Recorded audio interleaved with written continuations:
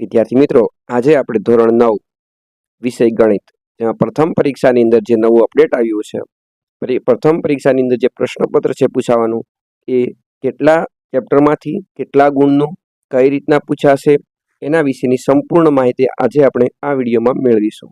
એની પહેલાં વિદ્યાર્થી મિત્રો, તમે હજુ સુધી આપણે આ સૌની સહિયારી યુટ્યુબ ચેનલને સબસ્ક્રાઈબ ન કરી હોય તો અત્યારે સબસ્ક્રાઈબ કરી નાખો, જેથી કરીને આવનારા દરેક વિડીયો આપને અપડેટ થતા રહે. તો જોઈએ આપણા જે પરીક્ષાનું પરિરૂપ. તો જે આપણું ગણિતનો પ્રશ્નપત્ર હશે એ કુલ એનો સમય છે 2 કલાકની અંદર લખવાનો રહેશે અને કુલ ગુણ છે એ 50 માર્ક્સના રહેશે. અને એની અંદર જોઈએ તો કઈ રીતનું પૂછાશે, શું પૂછાશે એ જોઈએ. તો જુઓ, સૌપ્રથમ પ્રશ્નોના પ્રકાર પ્રમાણે ગુરુભાર. પ્રશ્ન ક્રમાંક જે 1 છે હેતુલક્ષી પ્રશ્નો છે, જે વિકલ્પ વિના છે 15 ગુણ છે અને વિકલ્પની સાથે પણ 15 ગુણ. એટલે કે એ વિભાગની અંદર તમને કુલ 15 પ્રશ્નો આપવામાં આવશે અને 15 પ્રશ્નો આપણે ફરજિયાત લખવાના છે, જે 15 ગુણની અંદર રહેશે. દરેકનો 1 ગુણ રહેશે. ટૂંક જવાબી પ્રશ્નો છે જે બી વિભાગની અંદર છે, દરેકના 2 ગુણ રહેશે. 6 પ્રશ્નો વિકલ્પ વિના છે અને વિકલ્પ સાથે એટલે કે જનરલ વિકલ્પ સાથે કુલ અહીંયા આપણે 9 પ્રશ્નો પૂછાશે. એમાંથી આપણે 6 પ્રશ્નોના ઉત્તરો લખવાના રહેશે, કોઈ પણ 6 પ્રશ્નોના ઉત્તરો. અહીંયા અથવા છે એ નીકળી જશે, તમારે 9માંથી કોઈ પણ 6 પ્રશ્નોના ઉત્તરો લખવાના રહેશે. દરેકના 2 ગુણ, એમ કુલ 12 ગુણ રહેશે. એના પછી વિભાગ સી ની અંદર ટૂંક જવાબી પ્રશ્નો છે, જેમાં 5 પ્રશ્નો જનરલ વિકલ્પ વિના અને વિકલ્પ સાથે 8, એટલે કે 8માંથી આપણે કુલ 5 પ્રશ્નોના ઉત્તરો લખવાના છે.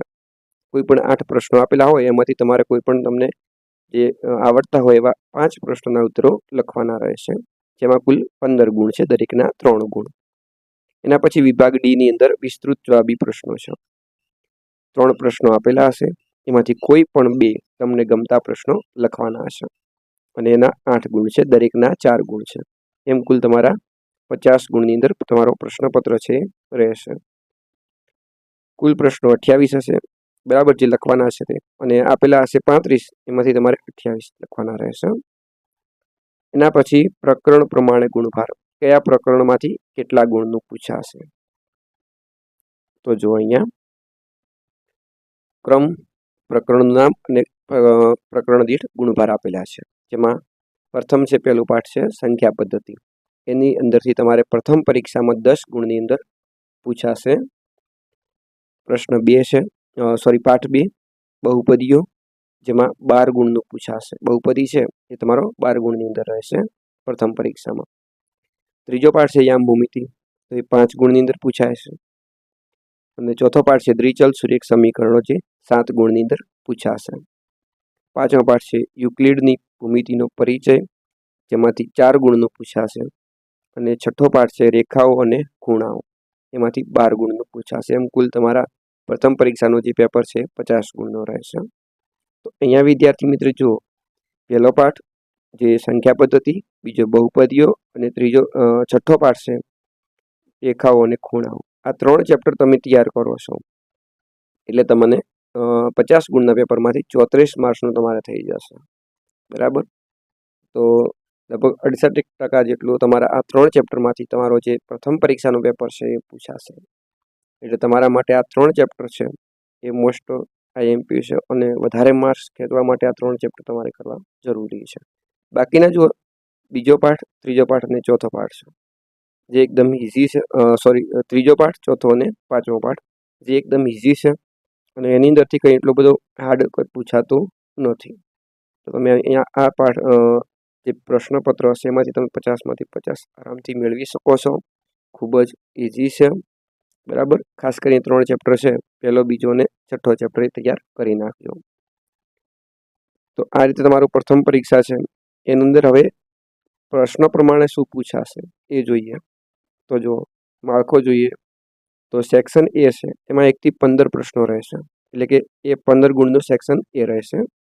જેની અંદર શું પૂછાશે? તો હેતુલક્ષી પ્રશ્નો. કેવા પ્રશ્નો? તો જો અહીંયા આપેલા છે વિકલ્પવાળા પ્રશ્નો છે, જેમાં સાચો વિકલ્પ કરીને ઉત્તર લખવાનો છે, જેમાં 1 થી 4 પ્રશ્નો રહેશે, એટલે કે 1 થી 4 પ્રશ્નો વિકલ્પવાળા છે, ABCD, બરાબર. અને પ્રશ્ન નંબર 5 થી 8, જેની અંદર કૌંસમાં ખાલી જગ્યા હશે અને એની સાઈડમાં કૌંસ આપેલો છે. કૌંસમાં 3 ઓપ્શન આપશે, બરાબર. 3 અથવા 4 કે 2 ઓપ્શન હોઈ શકે છે. એમાંથી તમારે સાચો ઓપ્શન પસંદ કરીને ઉત્તર લખવાનો છે. એટલે કે આ પણ એક વૈકલ્પિક પ્રશ્નો છે. અને પ્રશ્નો 9 થી 11 છે. એમાં તમારે વિધાનો ખરા કે ખોટા તે જણાવવા રહેશે, બરાબર. પ્રશ્ન 12 અને 13 એમાં તમારે એક શબ્દ કે એક વાક્યમાં કે એક અંકમાં જવાબ લખવાનો રહેશે. જ્યારે પ્રશ્ન 14 અને 15 છે એ તમારે અહીંયા જોડકા પૂછાશે. સાચા જોડકા જોડવાના રહેશે, જે 2 માર્ક્સની અંદર રહેશે. 2 પ્રશ્નો છે. એના પછી સેક્શન બી છે. તો 16 થી 24 નંબરના પ્રશ્નો સુધી સેક્શન બી રહેશે. 9માંથી તમારે કોઈ પણ 6 પ્રશ્નો છે એના તમારે ગણતરી કરીને જવાબ આપવાના છે. દરેકના 2 ગુણ છે. એમ કુલ 12 પ્રશ્નો છે, એટલે 12 ગુણ છે.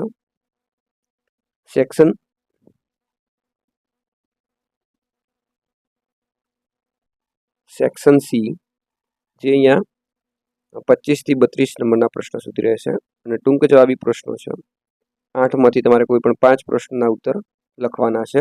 15 ગુણની અંદર છે. દરેકના 3 ગુણ છે. સેક્શન ડી 33 થી 35 વિસ્તૃત જવાબી પ્રશ્નો છે, બરાબર. 3માંથી તમારે કોઈ પણ 2 પ્રશ્નના ઉત્તર લખવાના, દરેકના 4 ગુણ છે. એમ કુલ 8 ગુણ રહેશે. કુલ ગુણ 50 રહેશે. એના પછી અહીંયા નોંધ આપેલી છે કે પ્રથમ પરીક્ષા માટે જૂનથી સપ્ટેમ્બર માસ સુધીનો અભ્યાસક્રમ રહેશે. તો જે સપ્ટેમ્બર માસ સુધીનો તમારો અભ્યાસક્રમ ચાલશે, એટલે કે 1 થી 6 પાઠ એ તમારા આ પેપરની અંદર પૂછાશે. એમાંથી વાર્ષિક પરીક્ષાના જે નમૂનાના પ્રશ્નપત્ર મૂકવામાં આવેલ એની ક્ષમતા આધારિત પ્રશ્નો, CBQ મુજબના પ્રશ્નપત્રના તમામ વિભાગમાં મળીને કુલ અંદાજિત 50% ગુણના પ્રશ્નો પ્રથમ દ્વિતીય પરીક્ષાના પ્રશ્નપત્રમાં પૂછવાના રહેશે. તો તમારી જે પ્રથમ અને દ્વિતીય પરીક્ષા છે એમાં જે વાર્ષિક પરીક્ષાનો પેપર હશે એમાંથી 50%ના પ્રશ્નો છે એ પૂછવાના રહેશે. તો આ રીતે તમારા પ્રથમ પરીક્ષાનું જે પેપર છે અને એનો માળખો છે આ રીતે રહેશે, બરાબર. થેન્ક યુ વિદ્યાર્થી મિત્રો.